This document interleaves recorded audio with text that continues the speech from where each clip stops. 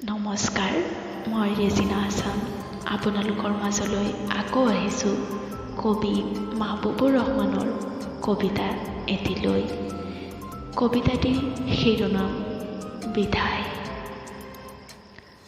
দিনবোৰ কেনেকৈ গ'ল, যেনেকৈ ঋতু আহে ঋতু যায়, নামানে কাৰো বাধা।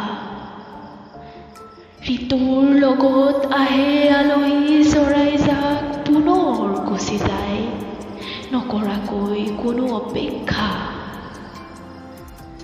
নাইবা এজাক পখিলা যেনেকৈ উৰি ফুৰে এটি বাগিচাত মৌ পান কৰি, উভতি যায় পুনৰ নাহে আৰু ঘূৰি।